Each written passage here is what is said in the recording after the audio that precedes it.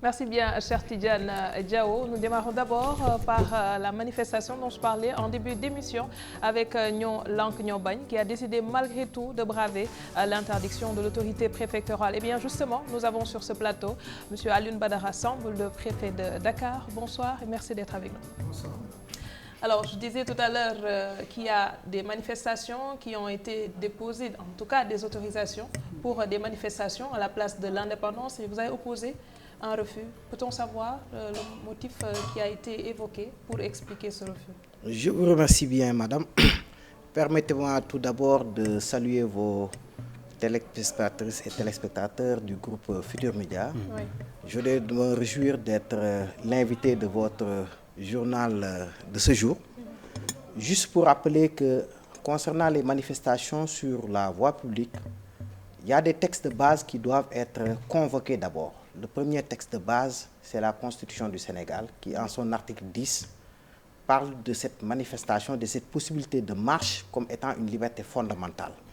Mais en précisant, c'est important, pourvu que l'exercice de ces droits ne porte atteinte ni à l'honneur et à la considération d'autrui, mais surtout ne porte atteinte à l'ordre public. Pour ce cas d'espèce, nous avons reçu deux déclarations, entre autres, deux déclarations de manifestation sur la table du préfet de Dakar le lundi, sous le timbre du mouvement Yoonu Askan Wi, pas de Nyon Lank Nyobagne. C'est pourquoi je voudrais préciser que nous n'avons pas reçu de déclaration pour ce collectif-là. Ces deux déclarations sont signées par trois personnes, les mêmes trois personnes, je pourrais les citer si vous le voulez bien. Oui. Ousmane Wade, Fatima Mbeng et Alioune Ibdou Abataliso du Bentalab. Mais la curiosité, c'est qu'il y a concomitance de ces deux manifestations.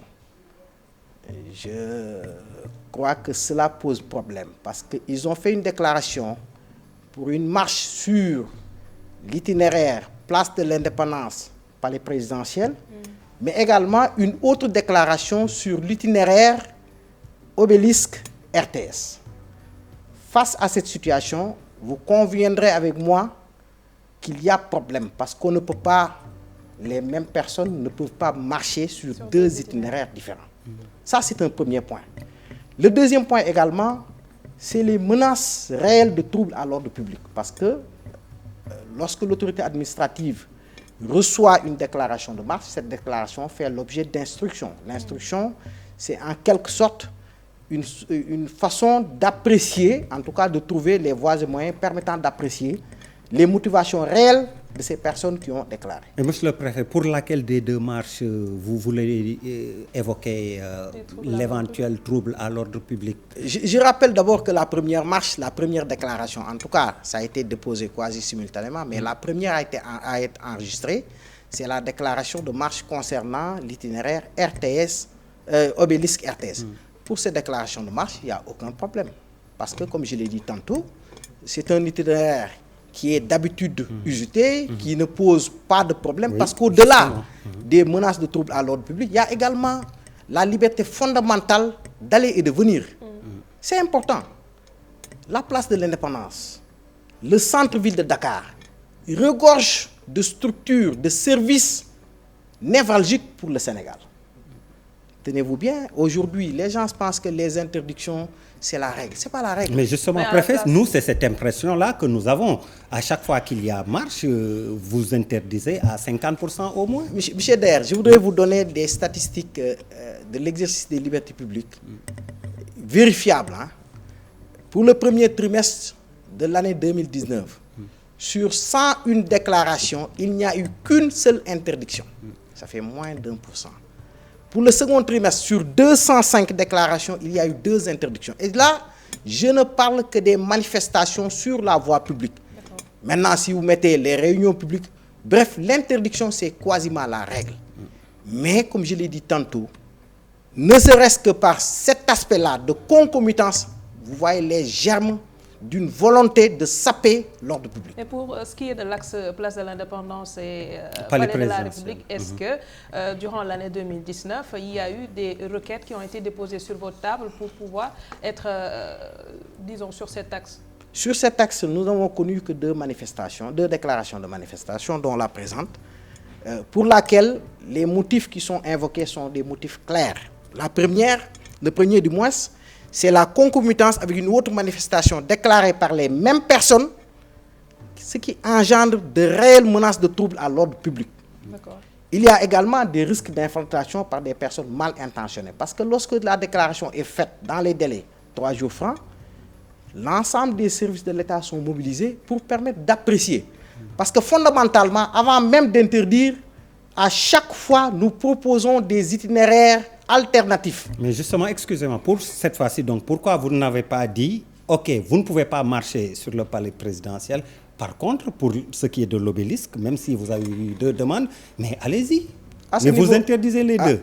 Non, je n'ai pas interdit les deux. Vous savez, souvent au Sénégal, les gens ne vont pas jusqu'à la source, parce que lorsque l'arrêté est pris, il fait l'objet d'une notification par les forces qui ont procédé à l'instruction, la police, pour demain, la marche la première en tout cas, qui est projetée sur la place de l'Indépendance vers le palais est naturellement interdite, comme je l'ai dit tantôt, mais les gens sont libres de marcher sur l'autre itinéraire. Et je rappelle que même sur ces autres itinéraires, il y a énormément de déclarations. Pour le week-end de ce samedi, j'ai sur ma table quasiment plus de 10 déclarations.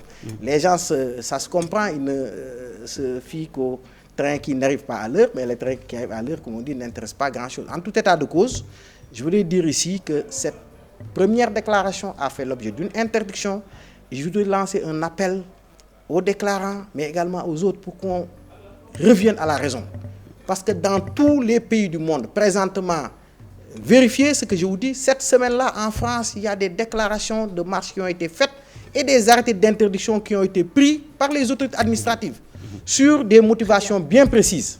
Aram, s'il vous plaît, mais préfet, on peut vous opposer également, Assane Dioma Ndiaye nous l'a dit sur ce plateau, que l'arrêté Ousmane Ngom, par exemple, n'est plus opposable à ceux qui déposent pour marcher sur le plateau, dans la zone du plateau également. Je voudrais ne pas trop polémiquer avec Maître Assane Dioma Ndiaye, parce que comme j'ai dit, au-delà de l'arrêté Ousmane Ngom, les gens ont l'habitude de dire arrêté Ousmane Ngom, mais c'est l'arrêté numéro 7580 du 20 juillet 2011. Au-delà de cet arrêté, toutes les interdictions ont fait l'objet de motivations bien argumentées. Je vous donne un exemple simpliste. Sur cette zone-là d'air, vous avez l'hôpital principal, vous avez l'hôpital Aristide Le Dantec. Je ne parle même pas des institutions publiques. Mais pensez-vous que l'exercice du droit de marche devrait entraver la possibilité pour ces Sénégalais d'aller se faire soigner? Mais ce que représentent ces espaces-là, c'est la symbolique qui fait que peut-être ces gens veulent utiliser cet itinéraire pour pouvoir peut-être faire passer leur message. Ce n'est pas seulement la symbolique. Madame, je voudrais vous dire, aujourd'hui, sur le plan sécuritaire, au-delà de ces aspects-là, nous faisons face à de nouvelles menaces. Toute autorité responsable. De nouvelles menaces comme tous les pays du monde. Toute autorité responsable doit apprécier véritablement les actes qu'il pose avant d'agir. Ce qui est important pour moi, c'est que l'exercice de cette liberté fondamentale ne peut pas et n'a jamais été remis en cause. C'est ça qui est important. Parce que comme je l'ai dit tantôt, chaque fois qu'il y a une déclaration de marche que nous recevons, avant d'interdire, s'il y a des éléments probants, des éléments sur des bases vérifiées et vérifiables, malheureusement, compte tenu de la sensibilité de ces questions-là, mais vous-même, ne serait-ce que les déclarations que vous entendez par voie de presse, ce sont des éléments, ce sont les germes de troubles à l'ordre public. Lorsque quelqu'un vous dit, quoi qu'il advienne, que le préfet prenne cette décision, qu'il ne prenne pas, je vais marcher. Ils vont braver cette interdiction-là. Qu'est-ce que vous allez faire? J'espère qu'il n'y en aura pas. Je voudrais m'en arrêter là. J'espère qu'il y en aura. Maintenant, vous savez, dans la vie, tout est question de responsabilité. Chacun doit prendre ses responsabilités. En tout cas, nous, autorités administratives, nous, États, nous prendrons les nôtres pour garantir l'ordre public, pour garantir la libre circulation des personnes et des biens et l'exercice de manière générale de toutes les libertés fondamentales, y compris la liberté de marche, mais également la liberté d'aller et de venir, la liberté de commercer. Aujourd'hui, j'ai regardé avec un collègue français, je vous assure, il a pris une décision d'interdiction en motivant son interdiction sur le fait qu'on soit en période de fin d'année où les commerces ont une possibilité d'exercer tel et tel outil. Il y a en France, je ne voudrais pas citer seulement la France, mais c'est une référence, quoi qu'on dise, en matière de démocratie et d'exercice des libertés fondamentales. Il y a même des périmètres de sécurité qui sont édictés pour l'exercice des libertés fondamentales. Ça, c'est des choses qui sont triviales. Alors, Bon, Der, oui. un autre point, comme Non, vous disiez tout à l'heure. oui, par rapport comme on passe à panneaux l'autre point, je publicitaires. pense que l'autre actualité qui le concerne, c'est la démolition des panneaux publicitaires. Pourquoi, monsieur le préfet? Oui, je vous remercie Der. Ces panneaux publicitaires-là, on n'a pas ciblé seulement les panneaux publicitaires. Je voudrais rappeler que, à l'entame de son mandat, monsieur le président de la République a lancé un appel fort à tout le peuple sénégalais pour qu'on fasse dans l'introspection, pour regarder le cadre de vie, faire en sorte d'assainir ce cadre de vie, faire en sorte que Dakar, en tout cas la capitale, le Sénégal de manière générale, mais la capitale soit un lieu où il fait bon vivre. Je ne suis pas un donneur de leçons, c'est dans ce cadre que sous l'égide de monsieur le ministre de l'urbanisme, du logement et des cadres de vie, un ensemble d'actions, d'activités sont déroulées, y compris la prise en charge de ce qu'il est convenu d'appeler la pollution visuelle. Tenez-vous bien, sur l'axe autoroute Corniche, personnellement avec mes équipes, j'ai dénombré plus de 1200 panneaux publicitaires. Entre L'autoroute Limamoulaye et la Corniche. Plus de 1200 panneaux publicitaires. Finalement, ce n'est même pas bien pour ces professionnels. La démarche a été une démarche inclusive, quoi que les gens puissent dire, une démarche participative. Présentement, nous avons commencé nos actions. D'ailleurs, ce soir, après votre émission, on aura encore à faire une opération, c'est peut-être un scoop, sur l'autoroute, dans la zone de l'autoroute. Parce que nous avons commencé par l'autoroute par rapport au fait qu'il s'agit d'un axe qui symbolise même le Sénégal de manière générale. Oui. On va débarrasser l'autoroute de ces panneaux, la corniche.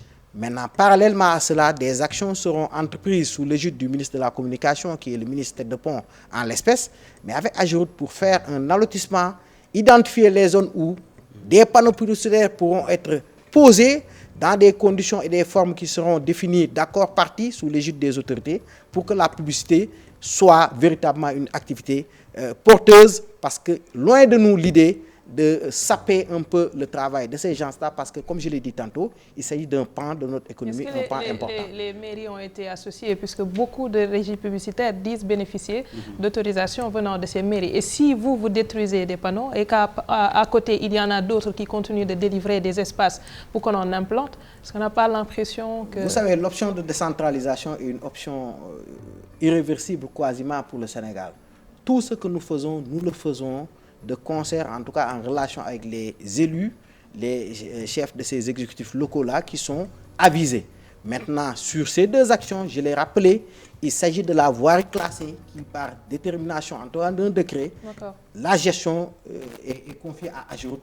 Donc c'est l'autoroute pour le moment, c'est la corniche, mais nous ne nous arrêterons pas à ce niveau. Tout ce que nous le ferons de concert avec tous les acteurs pour que quand même cette pollution visuelle que nous constatons, dans un cadre global d'assainissement du cadre de vie, comme je l'ai dit tantôt, qu'on puisse avoir des succès et des victoires. Merci beaucoup, monsieur le préfet de Dakar, Alioune Badara Samb.